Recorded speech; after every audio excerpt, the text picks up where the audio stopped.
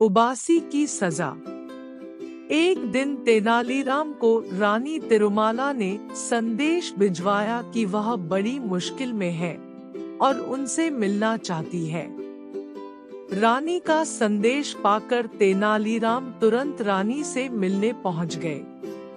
तेनालीराम ने कहा, रानी जी, आपने इस सेवक को कैसे याद किया? इस पर रानी तिरुमाला ने कहा, तेनालीराम, हम एक बड़ी मुश्किल में फंस गए हैं। तेनालीराम ने कहा, आप किसी भी तरह की चिंता बिल्कुल न करें और मुझे बताएं कि आखिर बात क्या है। तेनालीराम की बातें सुनकर रानी की आंखें भर आईं। उन्होंने कहा, दरअसल महाराज हमसे बहुत नाराज हैं। तेनालीराम ने कहा, लेकिन क्यों? आखिर ऐसा क्या हुआ? रानी ने बताया, एक दिन महाराज हमें एक नाटक पढ़कर सुना रहे थे और तभी अचानक हमें उबासी आ गई। बस इसी बात से नाराज होकर महाराज चले गए। रानी ने तेनालीराम से कहा, तब से कई दिन बीत गए हैं, लेकिन महाराज मेरे पास नहीं आए हैं। मैंने गलती न होते हुए भी महाराज से माफी भी मांग ली थी, लेकिन महाराज पर इसका कोई असर नहीं हुआ। अब तुम ही मेरी इस समस्या का समाधान बता सकते हो तेनालीराम।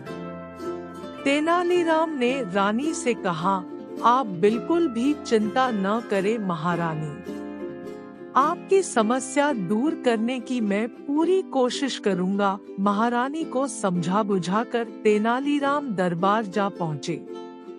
महाराज कृष्णदेव राय राज्य में चावल की खेती को लेकर मंत्रियों के साथ चर्चा कर रहे थे। महाराज मंत्रियों से कह रहे थे, हमारे लिए राज्य में चावल की उपज बढ़ाना आवश्यक है।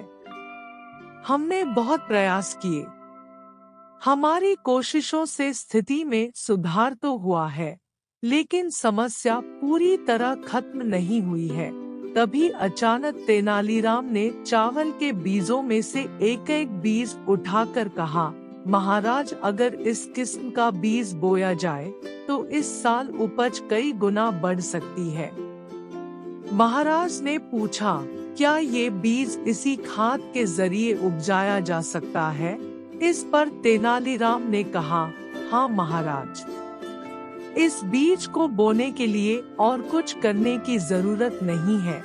परंतु महाराज ने पूछा, परंतु क्या तेनालीराम? तेनालीराम ने जवाब दिया, शर्त यह है कि इस बीज को बोने, सींचने और काटने वाला व्यक्ति ऐसा होना चाहिए जिसे जीवन में कभी उबासी न आई हो और न ही कभी उसे उबासी आए।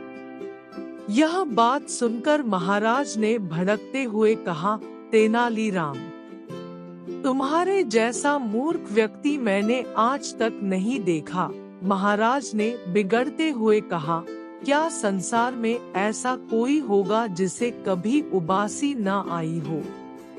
तेनालीराम ने कहा, ओह, मुझे माफ करे महाराज, मुझे नहीं पता था कि उबासी सबको आती है। मैं ही नहीं, महारानी जी भी यही समझती है कि उबासी आना बहुत बड़ा अपराध है। मैं अभी जाकर महारानी जी को भी यह बात बताता हूँ। तेनालीराम की बात सुनकर पूरी बात महाराज की समझ में आ गई। वे समझ गए कि तेनालीराम ने यह बात उन्हें सही रास्ता दिखाने के लिए कही थी। उन्होंने कहा, मैं खुद जाकर यह बात महारानी को बता दूंगा। इसके बाद महाराज तुरंत महल जाकर रानी से मिले और उनके साथ सभी शिकायतों को दूर कर दिया। कहानी से सीख।